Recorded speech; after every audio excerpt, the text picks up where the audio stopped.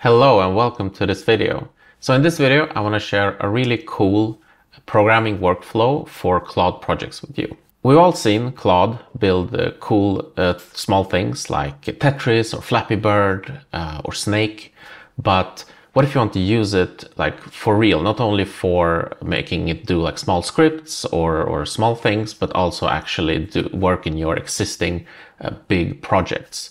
So that's what I'm going to be talking about today and showing you how you can do that. So first, let's talk about the different layers of AI prompting that you can do. So in the beginning, so we started out with just the basic prompting. So what you are relying on then is the model's pre-existing knowledge of the world. So it's basically just asking it, can you do this? Can you do that for me?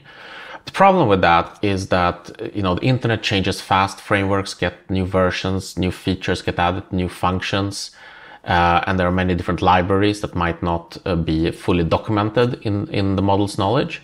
So you end up with kind of like a mix of, sometimes you get good code, sometimes you get bad code, and usually it's somewhere in the middle and you have to do a lot of corrections and keep prompting the model. So the second level is RAG, so Retrieval Augmented Generation. And that is basically when you upload some knowledge that you want the model to have on top of the pre-existing knowledge. So maybe some documentation or some parts of your code. And that is put into a database. And before the model asks your question, it kind of checks with the database first to see if it can find any related pieces that it can include to the model. So you're not getting like everything that you uploaded. You're getting just like a small part of what the what the model thinks that you might want to answer this query. And that is already a lot better than just basic prompting. But the problem with that is that you never know like which chunks you're gonna get, which parts of the information you're gonna get. So sometimes you get good parts of the information and sometimes you get bad. So the performance can be very like hit and miss. The third layer is something that's just now come out. It's the large context models.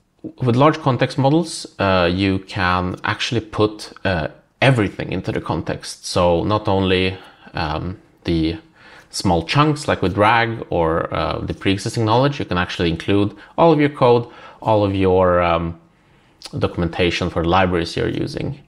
And this is just now started to be possible. So there are a couple of long context models now. We have on the OpenAI side, we have GPT-4o, which has 128,000 tokens. We have Claude 3.5 Sonnet, which does 200,000 tokens. And we even have some Google models that are doing 1 million tokens.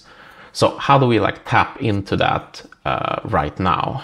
So what we can actually do is use the Claude Projects feature, because unlike ChatGPT, which I think uses RAG, if you upload documents to it, the Claude Projects actually puts your entire knowledge base into the context, which means you have incredible recall and you can basically ask about anything in that knowledge that you upload. But there's some challenges. So like how do you upload your entire code base and all of the documentation you need in a simple way? And that's what I'm going to show today. I'm going to show a tool that I made that simplifies the preparation of a file that basically contains all the documentation you need and all of the code you need.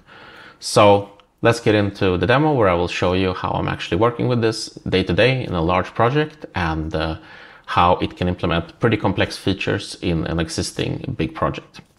Okay, so I just opened up this project that I've been working on. It's this app where couples can write appreciations to each other. So the app is very basic. You just press write an appreciation.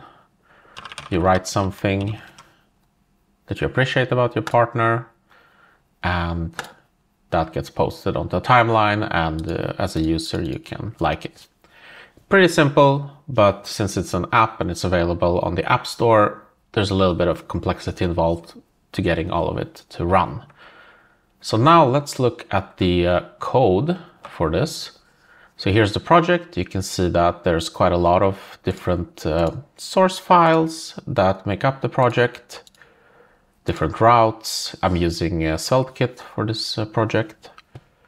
And I'm just going to show you now what I do to prepare this project to be used with Claude AI. I'm using this this tool that I developed called AI Digest. So you type npx AI Digest, and what this tool is going to do, it's going to run on your whole code base, and it's going to package it all up into like a big markdown file. And this is just so that we don't have to upload like a lot of files, like hundreds or even thousands of files that can make up your project. So now that we ran this script, we can take a look at this file called codebase.md. I got it git ignored. And what we can see here is that this is just a list of all of our different files in the project.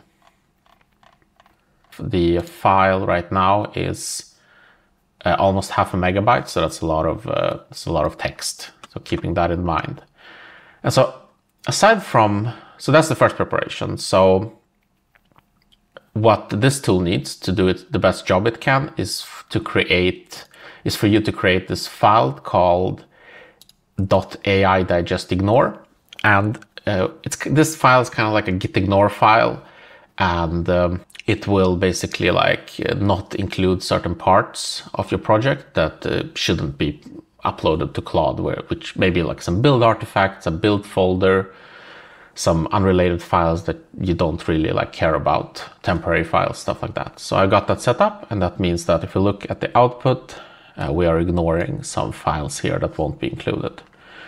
And this tool also gives you the estimated token count. It's using the GPT-4 tokenizer for this, so it's not exactly like a one-to-one to Claude, but it's going to give you like a rough estimate of how many tokens it is. So for example, this code base is 130,000 GPT-4 tokens. The second thing, except for this AI digest ignore file, that I've done is that I've created this docs folder. And in this docs folder, I have put basically the documentation for all the different libraries I'm using. So I'm using this library called Postgres Migrations. And I've basically just taken the README from their repo and pasted it in here. I have the SvelteKit documentation because, as I mentioned, this SvelteKit is a framework that has a lot of changes going on constantly with it. And it's great to be able to reference the most like up-to-date version of it. That's basically it. So let's now see how we can integrate this with Claude projects. To do that, I'm just going to go to the Claude Projects UI. I'm going to create a project. I'm going to call it Appreciation Jar Development. I'm going to create it. And then I'm going to drag the generated codebase.md file into the project knowledge. And as we see, because the SvelteKit documentation is quite large, this uses up a lot of knowledge, of the knowledge we have. But, you know, I think with time, this is just going to increase. So if you have like a medium-sized code base, this is going to fit just fine if you don't include like a bunch of documentation. So now that I've done that, what I usually like to do to start is I actually like to have Claude write the prompt that I'm going to set as the custom instructions. So I'm going to go ahead and just ask it to write me one. So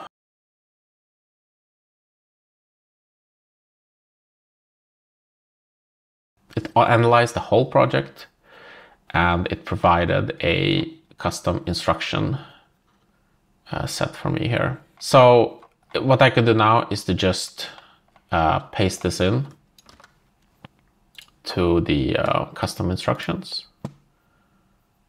So basically doing like this. What I have already kind of like worked on a prompt so that I use instead. That is basically the same, but I have like tweaked it a little bit, like asking it to use artifacts and never to write partial files, stuff like that. So I'm going to use that instead, but you can see that you can easily get like a good prompt to start with, and then you can refine it yourself or ask Claude to refine it for you.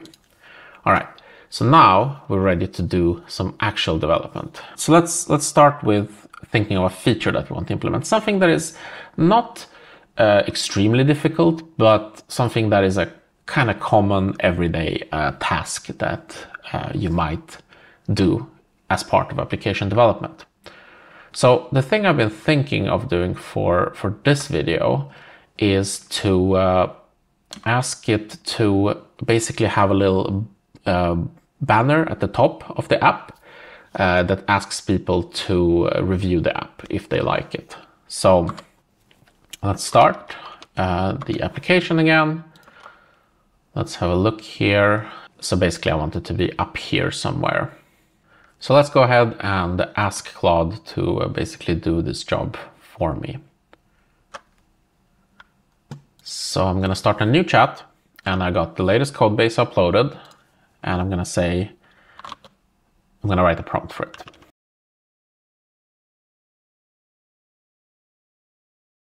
All right, so now I've written a prompt that I think it's going to hopefully do a good job with. I've asked it to use this specific package that I've been looking at that makes the native part of the thing work. So when you press the review button, it's actually going to open the Google Play or Apple interface to leave a review.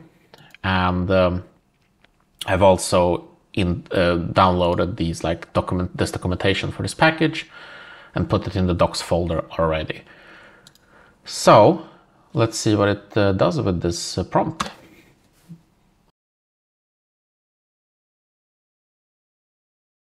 Okay, so let's see what it came up with. So because I asked it to use artifacts, it gave me this these nice boxes that I can press on to get the code. First, it gave me the actual banner itself. So I already know that I'm gonna have to install this package. So let's go ahead and do that first. Just gonna install it here. And then let me copy the contents of this file. And did it tell me where to put it? Let's see. Yeah, it's asking me to put it in lib component. So let's go ahead and do that. We have the review banner.celt file. I'm just pasting it in. It's decided to use this file that I have called Spiky Star. Good choice.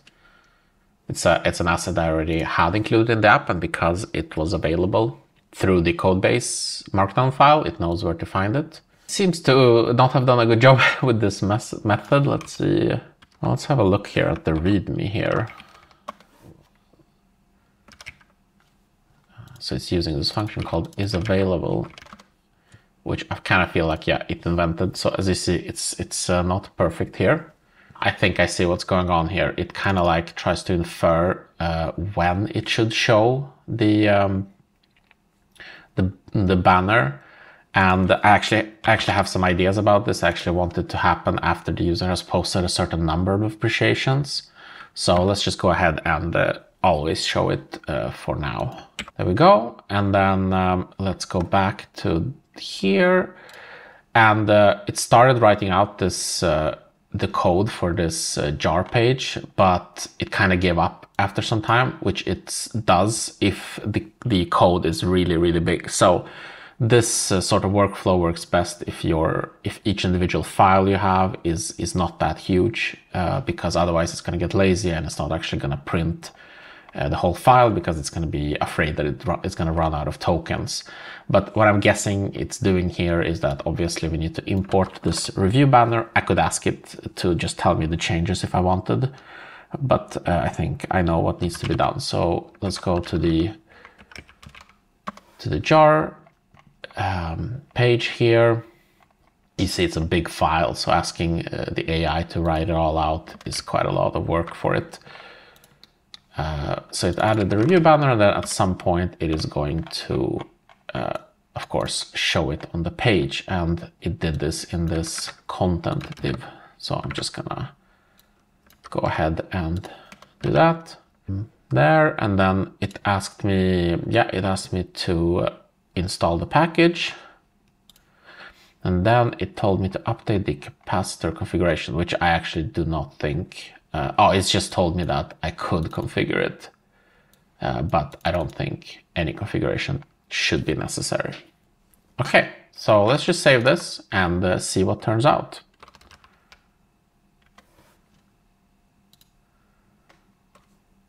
All right, so pretty cool, I think, that we got something. It is definitely not perfect here. Let's see how it did with the actual functionality. So if we check how it handles the review app, it does call this like request review function. And if we check the dismiss button, it will hide it, but then it will, come back. So this is actually something that we've done in other places in the app. So we could actually save this as a local preference. So when the user clicks the button, we can hide it for them permanently. So let's go ahead and try to ask it to do that.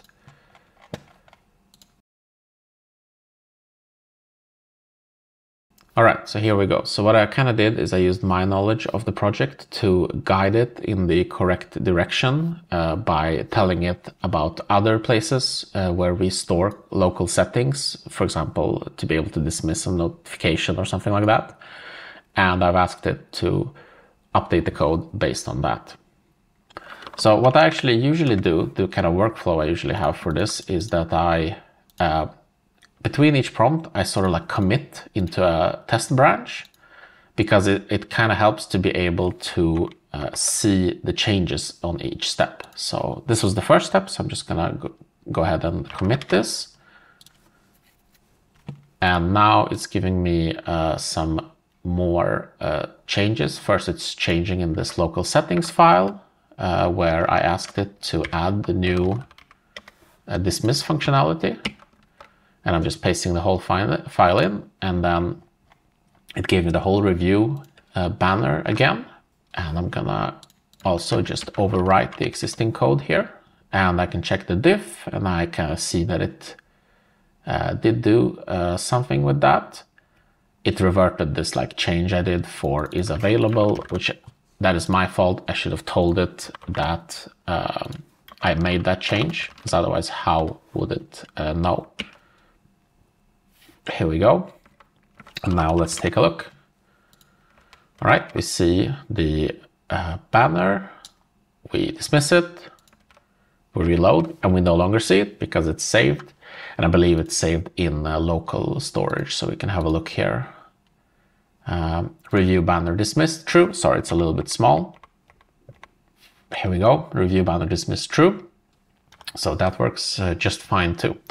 All right, so now I can commit this and just go ahead and go on with the next step. So as you see, this is pretty cool, I think, personally, because we're not really having to correct it a lot. We just kind of asking it, and since it has all of this context behind it already, we can also do things a lot quicker than having to constantly keep it, asking it to iterate on the changes.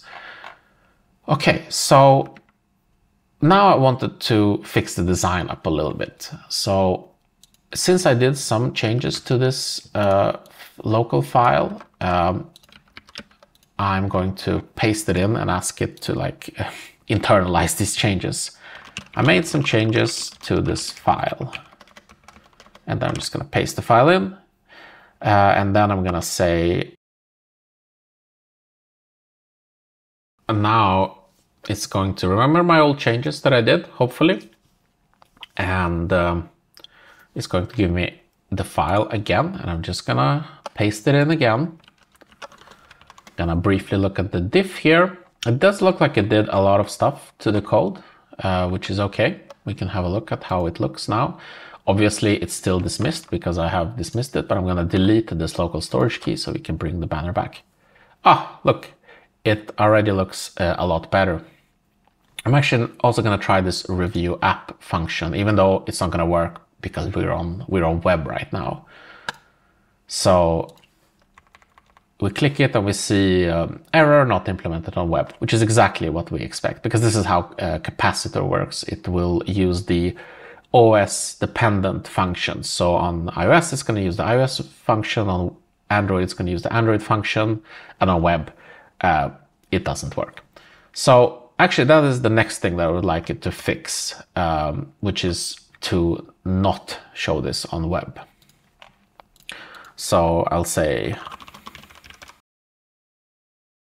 and again, I guided it just a little bit. I said that we have this function called isWeb. I didn't tell it where the function is because I kind of assumed that it's going to find it based on the fact that we've put in all of our code. Let's see if it's going to be able to handle that. So I can already see that, yes, it did figure out which file that function was in, even though I didn't ask it. And even though I didn't tell it, I should say. And it looks like it made some good changes. So again, let's paste it in, have a look. And now I would actually expect, yeah, I would expect it to not show up because we are on web.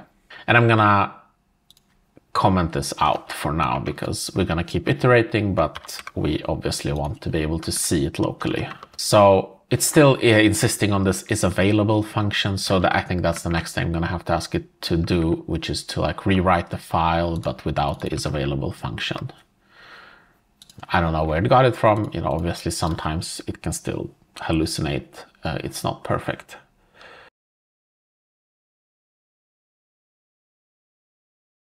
Okay, there we go. I actually had to go back into the README and just double check that whether that function was available or not, and it is not.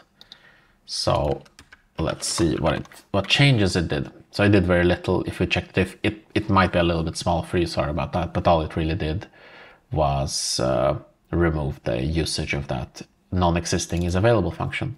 And now we're gonna take it up a notch and actually ask it to do something a little bit more complicated, and that is to actually only show this for people who have posted more than 10 appreciations.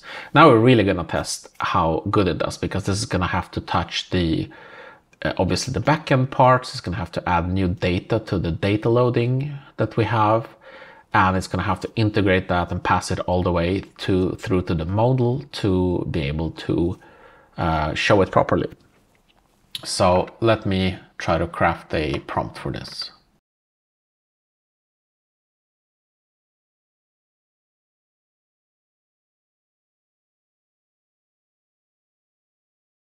All right, so here we can see the capabilities of Claude Sonnet. Like, it effortlessly managed to write basically a bunch of changes in a bunch of different files for us. So let's just start and implement all these changes. So first it changed the query, or added a query. So here we go, here are all the different queries, and I'm gonna paste in this new query it added. Let's just see that to see if it actually makes sense or not. Select count from messages where some specific appreciation jar ID. That seems to make total sense. Now let's look at the backend part. So here it actually did something that doesn't really work in our environment, because long story short, we can't use page server files. So I'm going to correct it by asking it to use the file we already have.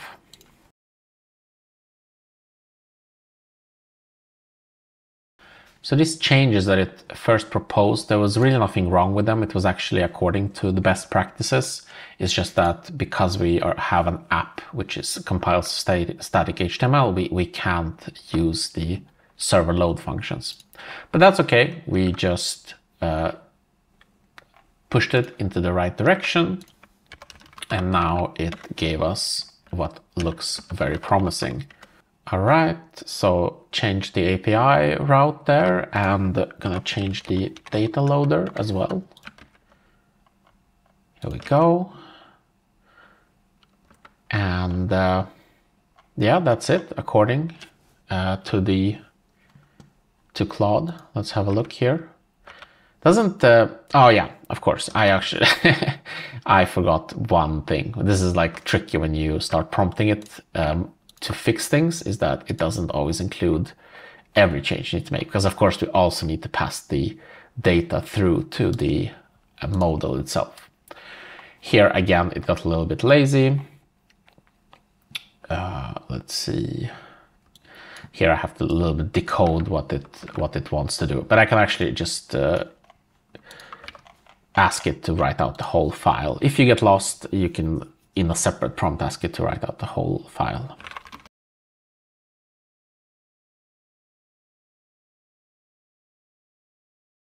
All right, and there you saw a shortcoming of Claude, which is also why it doesn't write out the whole files. You see, it just stopped, and I got this error that the length limit was reached. But that's okay, because it stopped kind of at the styles already, so I can just take the actual code part and paste that in. All right, so let's see here. Yes, we also forgot to update the review banner itself, of course. Let's go ahead and do that. All right, so that's looking very promising. We don't see the review banner, and that's because we haven't posted 10 appreciations. I'm gonna have a look at the data we get back, and I see it correctly gave us back that we have 1 appreciation. It is a string rather than a integer. That might be a problem, but let's make 10 appreciations and see if something shows up. All right, I made 10 appreciations. It's not showing up, but I do think that is because it incorrectly cast the appreciation count variable. Let's just double check that. All right, so I just briefly looked at the code. I cast the string that came back from the database on integer, and then it basically just worked. Now to just test this, let's see if we delete an appreciation, that it actually will disappear. Yeah, there we go. So, and I write another one, and now it's back. So that's great. So we basically did everything we set out to do. And now if I dismiss it, then it's not going to come back. Perfect. All right, I hope you liked that walkthrough to just be able to see what Claude can do once you preload your whole code base into it. And I hope that I managed to show you that you can use it in your existing projects by using the CLI tool that I showed, and that you can do even pretty complex features with just Claude. So thanks so much for watching. If you have any thoughts or comments, please leave them below, and I'll see you in the next video.